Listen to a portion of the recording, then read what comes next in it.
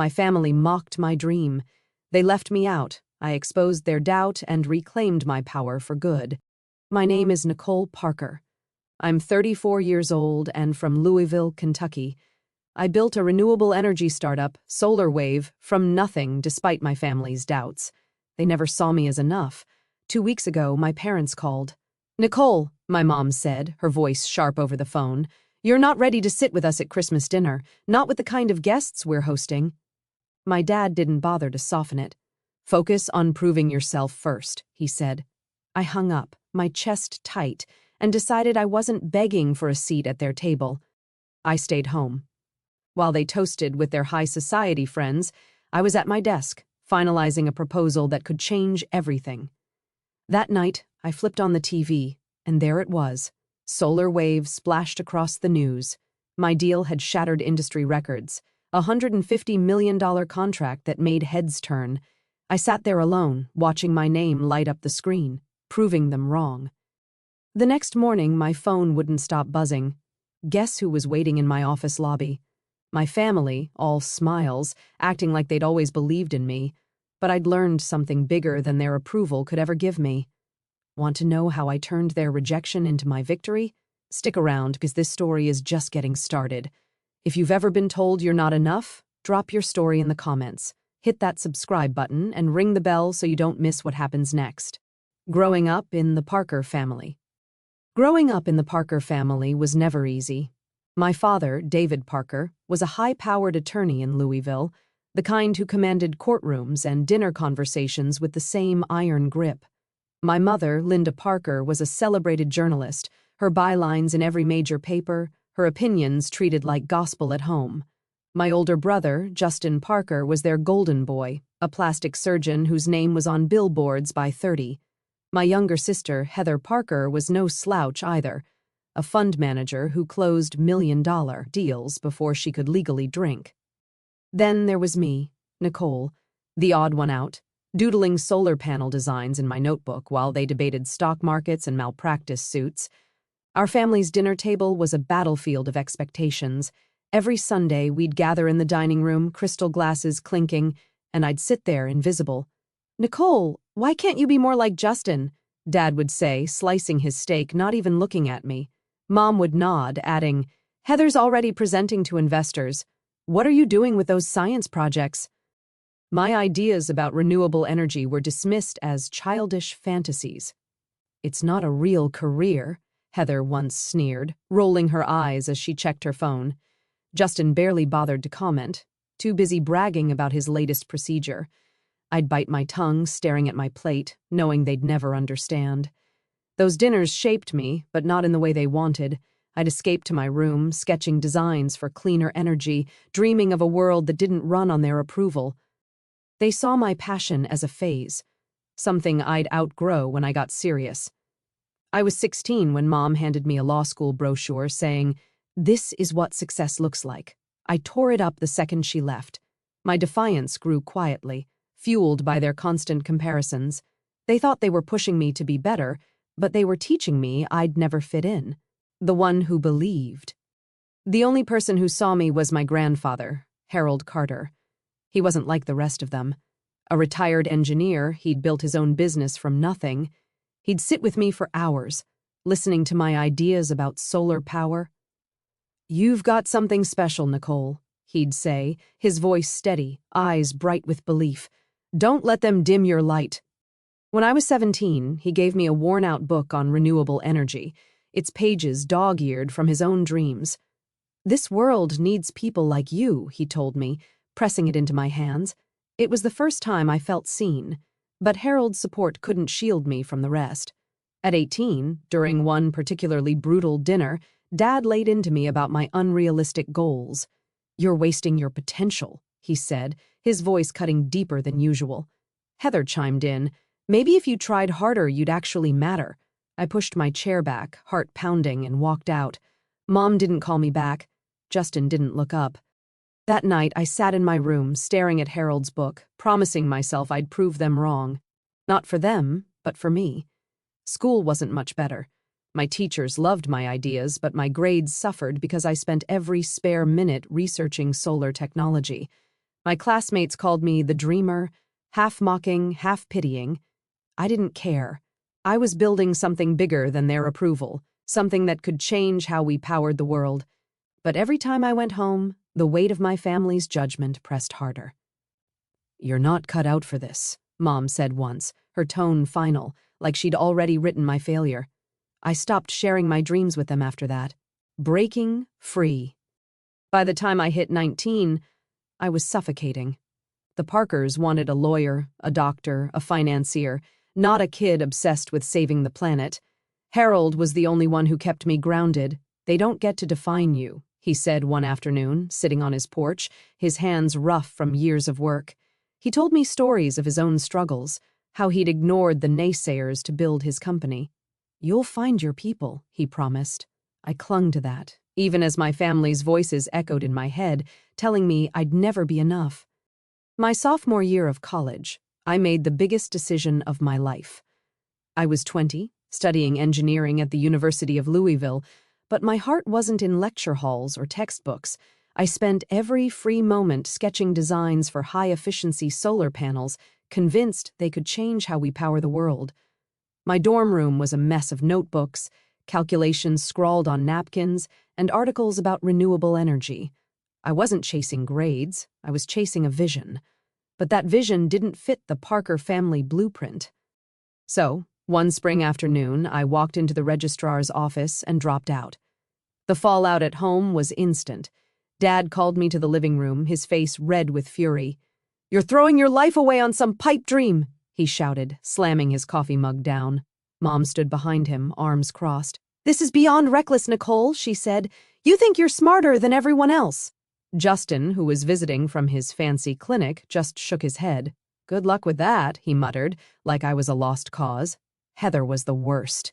"You're embarrassing us," she snapped, her voice dripping with disdain. They didn't just disapprove, they cut me off. No tuition, no allowance, no safety net. I was on my own. I packed a bag and moved into a cramped studio apartment, the kind with peeling paint and a leaky faucet. My savings were pitiful, barely enough for rent. But then my grandfather, Harold Carter, called me. He was frail, his voice weak from illness, but his words were steady. "I believe in you, Nicole," he said. Days later, he mailed me a check for $10,000, his life savings. "Build something real," he wrote in a shaky scrawl. It was the last time I heard from him. He passed away a month later, and I carried his faith like a torch, building Solar Wave. With Harold's money, I bought a used laptop, some engineering software, and a stack of books on solar technology. I named my project Solar Wave, a nod to the energy I wanted to unleash. But Louisville wasn't exactly a startup hub, and I was nobody, just a college dropout with a crazy idea. To survive, I worked nights at a diner, pouring coffee for truckers and counting tips to buy groceries. My days were spent in the library, teaching myself circuit design and energy storage. I'd sketch prototypes on napkins between shifts, my hands stained with coffee and ink. The loneliness hit hard. My old classmates were posting about internships and frat parties while I was eating instant noodles in a room that smelled like mildew. I'd lie awake at night, wondering if Dad was right, if I was chasing a fantasy. But then I'd open Harold's book, the one he gave me, and read his handwritten note on the first page, "Keep going." It was enough to silence the doubts, at least for a while. I started reaching out to local engineers, pitching my idea at meetups in dingy community centers. Most laughed me off. "Solar's a long shot," one guy told me, sipping his beer. "Stick to something practical." But I kept talking, kept refining my designs. I learned to ignore the rejections, to focus on the math and the physics. My first prototype was a disaster. Wires fried, panels cracked, but it was mine. Every failure taught me something new, and I was getting closer. Months turned into a year. I was 21, broke, and exhausted, but Solar Wave was taking shape. I had a working model, a clunky thing that generated a fraction of the power I wanted, but it was proof I wasn't crazy. I started a website, posting my designs and begging for feedback from anyone who'd listen. A few engineers responded, offering tips. One even sent me a spare battery to test. It wasn't much, but it was a start. I was building something piece by piece with no one but Harold's memory cheering me on, finding a partner. One late night at a coffee shop, I met Matthew Hayes. I was 23, hunched over my laptop in a corner booth, surrounded by empty coffee cups and crumpled napkins covered in circuit diagrams. Solar Wave was still just a dream, a clunky prototype that barely worked. I was pitching my idea to anyone who'd listen, but most people walked away. Then Matthew, a lanky guy with glasses and a worn-out flannel, slid into the seat across from me. "You're the solar panel girl, right?" he asked, his voice curious, not mocking. He was an energy engineer, fresh off a failed startup of his own, and he saw something in my designs. "This could actually work," he said, pointing at my screen. For the first time in years, I wasn't alone. We started working together, burning through late nights in a rented garage we called our lab. Matthew brought technical know-how, I brought relentless drive. We refined the solar panel design, aiming for efficiency no one else had cracked. 6 months in, we had a pitch deck and a prototype that didn't catch fire. Progress. Matthew suggested we look for investors. I was skeptical. Louisville wasn't exactly Silicon Valley, but he knew someone, Denise Yang, a partner at Blue Horizon Ventures. We got a meeting, and I spent days practicing my pitch, my voice shaking as I rehearsed in front of a mirror. Denise was sharp, no nonsense, asking questions that cut straight to the numbers. "You've got guts," she said finally, leaning back in her chair. "I'm in for $50,000. It wasn't much, but it was enough to officially launch Solar Wave. With Denise's money, we rented a small office, bought better equipment, and hired a couple of part-time coders. Matthew and I poured everything into our first big project, a solar panel system for a local warehouse. The first setback. We worked 18-hour days, troubleshooting, wiring, tweaking algorithms, and testing output. I barely slept, living on energy drinks and the thrill of being so close to something real. Matthew kept me grounded, cracking bad jokes when I got too stressed. "We're not curing cancer, Nicole," he'd say, grinning, "but we're damn close to powering a warehouse." Denise checked in monthly, pushing us to hit milestones. I felt like I was finally building something that mattered. Then it all fell apart. The warehouse installation was our big test, and we botched it. The panels overheated, frying the circuits in under a week. The client pulled out, and we lost half our funding. I sat in our office, staring at the charred remains of our prototype, my stomach in knots. "We're done," I told Matthew, my voice flat. I'd sunk Harold's money, my savings, and 3 years of my life into this, and it was ashes. I thought of Dad's words, "You're throwing your life away." Maybe he was right. Matthew didn't let me spiral. "Failures are data," he said, tossing a burnt wire aside. "We know what's wrong now. We fix it."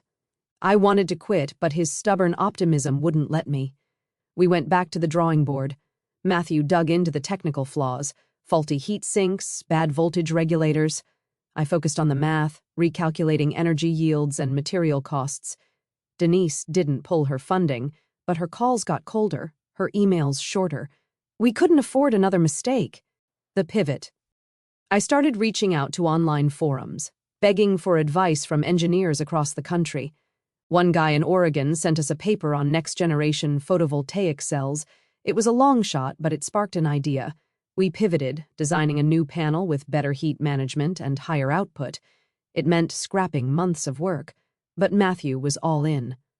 "This is the one," he said, sketching a new layout on a whiteboard. The pivot wasn't easy. We were broke again, sharing a cheap apartment to cut costs. I took freelance coding gigs to keep us afloat while Matthew scavenged parts from scrapped electronics. We tested the new design in our garage, running simulations until our laptops overheated. Slowly, it started to work. The new panels hit 20% efficiency, better than anything on the market. We weren't out of the woods, but we had a fighting chance. Matthew and I became a team, not just co-workers. He didn't care about my family's judgment or my lack of a degree. He believed in Solar Wave, and that kept me going when I doubted myself. We were building something bigger than us, one failure at a time, rising from the ashes. 3 years later, Solar Wave started showing signs of life. I was no longer the broke dropout scraping by. Matthew and I had turned our garage lab into a small office with a team of 6, including coders and a part-time designer. Our redesigned solar panels were hitting 22% efficiency, better than most competitors. We landed our first real contract, a $200,000 deal to install panels for a local brewery in Louisville. It wasn't millions, but it was proof we could deliver. Soon, 2 more businesses signed on, a community center and a small factory. Word spread, and industry blogs started mentioning solar wave. Promising startup, one called us. I printed that article and taped it to my desk, a reminder we were getting somewhere. Denise, our investor, was pleased but relentless. "You're on the radar now," she told me during a call, her voice all business. "Don't get comfortable." She pushed us to scale, to pitch bigger clients. Matthew and I spent weeks crafting proposals, targeting regional energy firms. I felt alive, like every sleepless night was finally paying off. The Christmas rejection. For the first time, I thought my family might see me differently. Christmas was coming, and I pictured walking into their annual dinner, head high, sharing Solar Wave's wins. Maybe Dad would nod with respect. Maybe Mom would ask about my work. Maybe Justin and Heather would stop looking at me like a failure. I called home in early December, hoping to confirm my spot at the Christmas dinner. Mom answered, her tone clipped. "Nicole, we're hosting important guests this year. Senators, CEOs, people who've actually made it," she said. "You're not ready to sit with them." I gripped the phone, stunned. "What do you mean, not ready?" I asked. Dad took over. "Your little project isn't there yet," he said, his voice cold. "Come back when you've got something real to show." I tried to argue, to tell them about the brewery contract, the blogs, but Mom cut me off. "We'll see you when you're on their level," she said. The line went dead. I stood in my office, staring at the phone, my chest tight. Justin hadn't even bothered to weigh in. Heather, who I texted later, replied with a single line, "Focus on catching up." Their words burned, echoing every dinner where they'd dismissed me. I wasn't invited to my own family's table because my startup, my life's work, wasn't real enough for their elite crowd. I could have begged, could have shown up anyway, but I was done pleading for their approval. I turned off my phone and went back to my desk. The Nexus deal. That night, I threw myself into a new proposal for Nexus Solutions, a major energy company based in Kentucky.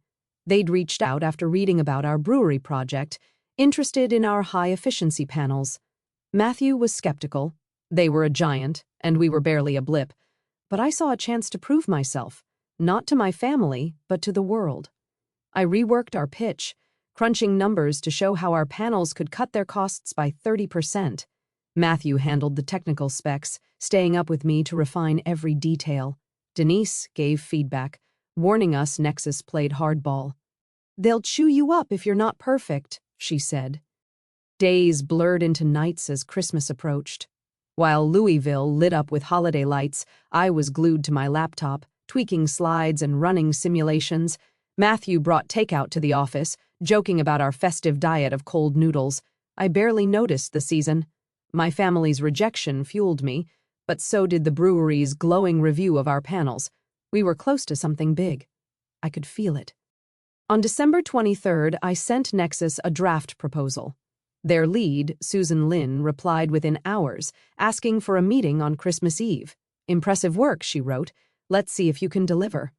I didn't tell my family about Nexus. They didn't deserve to know. While they were prepping for their high society dinner, I was preparing to pitch the biggest deal of my life. Matthew and I rehearsed until midnight, testing every slide, anticipating every question. I wasn't just fighting for Solar Wave. I was fighting for the years I'd been called a dreamer, a failure. Susan's email was pinned to my screen, a beacon pulling me forward. Christmas was 2 days away, and I was ready to bet everything on that meeting, even if it meant spending the holiday alone. The breakthrough. On Christmas Day, I sat alone in front of the TV. The office was dead quiet, just the hum of my laptop and the flicker of the screen in our cramped Louisville workspace. While my family toasted with their VIP guests, I was deep in spreadsheets, finalizing the Nexus Solutions proposal. Matthew had gone home to his parents, but I couldn't stop. This deal was my shot to prove I was more than their unready daughter. I'd been up since dawn, triple-checking every slide, every calculation. Our panels could save Nexus 30% on energy costs, but they wanted perfection, and I was determined to deliver. At 2 p.m., an email from Susan Lin, Nexus's director, hit my inbox. "Solid proposal," she wrote, "but your heat dissipation system needs work. Can you fix it by tonight?" My heart sank. The heat issue was our old nemesis, the one that tanked our first project. I called Matthew, who was halfway through his mom's pecan pie. "We've got 6 hours," I said, voice tight. He didn't hesitate. "I'm on my way." By 3 p.m., he was back, coffee in hand, diving into the technical specs. We tore apart the design, focusing on the cooling system. I ran simulations while he reworked the schematics, our screens glowing in the empty office. Hours blurred. I scribbled equations on a whiteboard, my hands shaking from caffeine and nerves. Matthew found a flaw in the ventilation design and suggested a new alloy for the heat sinks. "This could push efficiency to 25%, he said, his eyes bright with that same spark I saw when we met. I recalculated the output, plugging in his changes. The numbers looked good, better than good. At 8 p.m., we had a new design, lighter, cooler, and more efficient than anything we'd built before. I typed up the revisions, my fingers flying, and sent the updated proposal to Susan at 9:47 p.m. "Here's the fix," I wrote, hitting send with a knot in my stomach. I collapsed onto a couch in the office, too wired to go home. The TV was on some local news channel, droning about holiday sales. Then, at 10:15 p.m., my phone pinged. Susan's name flashed on the screen. "Your solution checks out," her email read. "We're signing the contract. $150 million for Solar Wave to supply panels for our Midwest grid. Congratulations." I stared at the words, my breath catching. $150 million. It wasn't just a deal, it was a game changer. I called Matthew, who whooped so loud I had to pull the phone away. "We did it, Nicole!" he shouted. I laughed, tears stinging my eyes, feeling Harold's belief in me from years ago. The world takes notice. Before I could process it, the TV screen shifted. "Breaking news," the anchor said, her voice sharp. "Louisville startup Solar Wave has secured a $150 million contract with Nexus Solutions, marking a record in the renewable energy sector." My name flashed on the screen, Nicole Parker, co-founder of Solar Wave. They called us industry pioneers, our panels a leap forward in green tech. I sat frozen, watching my face on the news. My company's logo next to Nexus says, the brewery contract, the late nights, the failures. It all led to this. I'd done what my family said I couldn't. I thought of Dad's voice. "Come back when you've got something real." Mom's dismissal, "You're not ready." This was real. This was me proving them wrong on a stage they couldn't ignore. I didn't call them. I didn't need to. The world knew Solar Wave now, and that was enough. I texted Matthew, "We're on the map," he replied with a single emoji. "A rocket." Denise called minutes later, her usual cool tone replaced with excitement. "You've just shaken up the industry," she said. "Get ready for what's next." I stayed in the office, replaying the news clip, letting the weight of it sink in. The contract wasn't just money, it was validation. Every doubt, every rejection, every night I'd questioned myself, it all faded. I wasn't the kid they'd laughed off at dinner. I was Nicole Parker, and Solar Wave was rewriting the rules, facing the past. The morning after, my phone wouldn't stop ringing. By 8 a.m., my inbox was flooded with messages from local reporters, industry blogs, and even a few competitors. Solar Wave's $150 million deal with Nexus Solutions was the talk of Louisville. Social media buzzed with our name, and a local radio station called us Kentucky's green tech miracle. I was still in the office, running on adrenaline and cold coffee, when Matthew burst in, grinning. "We're trending," he said, showing me his phone. I laughed, but my mind was already on the next steps, scaling production, hiring more engineers, keeping Nexus happy. Then the receptionist buzzed. "Your family's here," she said. I froze. Dad, Mom, and Heather stood in the lobby, dressed like they were headed to a gala. No, Justin. He was probably too busy with his billboards.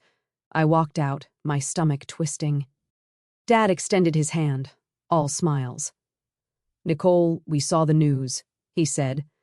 What an achievement. Mom nodded, her expression softer than I'd ever seen. We're so proud, she added, her voice almost convincing. Heather, in a tailored blazer, chimed in. This is huge, Nicole, really. I stood there, waiting for the catch. It didn't take long. Heather leaned closer, lowering her voice. I know some investors who'd love to meet you, she said, her eyes sharp. I could set up introductions for Solar Wave's sake. There it was. They weren't here for me. They wanted a piece of my success. I clenched my fists, years of their dismissal flashing through my mind. The dinners where they'd ignored me, the years they'd called my dreams childish, the Christmas they'd shut me out. You're proud now? I asked, my voice steady but cold. Dad raised an eyebrow like he hadn't expected me to bite back. When I was pouring coffee to pay rent, where were you? I turned to Mom. When I dropped out to chase this, you said I was reckless. Heather opened her mouth, but I cut her off.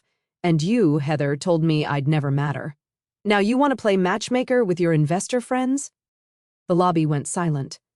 Matthew, standing by the door, gave me a small nod, like he knew this was coming. Dad tried to smooth things over. Nicole, we just want to support you now, he said, his tone patronizing, like I was still a teenager. I shook my head. You didn't believe in me when it was hard. You don't get to claim this now that it's easy. Mom's face tightened. We're your family, she said, as if that erased everything. I stepped closer, my voice low. Family doesn't tell you you're not enough. Family doesn't cut you off when you're trying to build something. Heather scoffed. You're being dramatic, she said, crossing her arms. We're here, aren't we? I looked at them. Dad with his polished suit, Mom with her perfect posture, Heather with her calculated smile. They hadn't changed.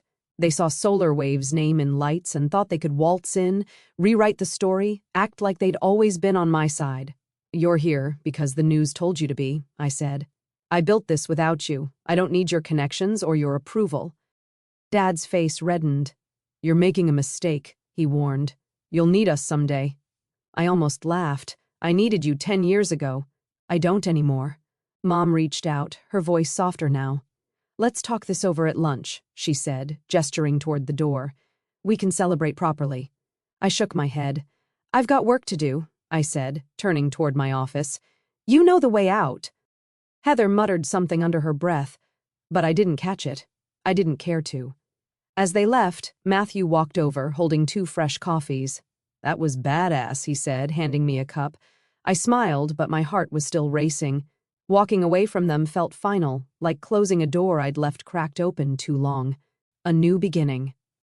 6 months later, Solar Wave became a household name in Louisville. Our office buzzed with new hires, and our panels powered half the city's public buildings. I was 27, no longer the kid sketching dreams on napkins. I stopped answering calls from Dad, Mom, and Heather. Their texts, polite, then desperate, went unread. Justin never reached out, probably too proud. After our last confrontation, I realized I didn't need their validation. I blocked their numbers and moved on, my focus locked on building what I'd started. My world grew richer without them. Matthew was more than a partner now, he was my rock, always ready with a bad joke or a late-night brainstorm. We'd spend evenings debating panel designs, our laughter echoing in the office. Denise, our investor, became a mentor, guiding me through boardroom politics with sharp advice. You're tougher than most CEOs I know, she told me once, her smile rare but genuine. Then there was Diane Carter, a brilliant energy scientist I met at a conference. Her passion for fusion tech matched my drive, and soon our coffee dates turned into something deeper. With her, I felt understood, not judged. I wanted to honor the one person who'd believed in me from the start, my grandfather, Harold Carter. Using Solar Wave's profits, I launched the Harold Carter Scholarship Fund, a $100,000 program for young innovators in renewable energy. At the opening ceremony, I stood before a crowd of students, holding the book Harold gave me years ago. This is for dreamers who don't have a cheering section, I said, my voice steady. Diane squeezed my hand off stage, and Matthew clapped loudest, his grin wide. The first recipient, a shy 18-year-old with a solar battery prototype, reminded me of myself. I knew Harold would have been proud.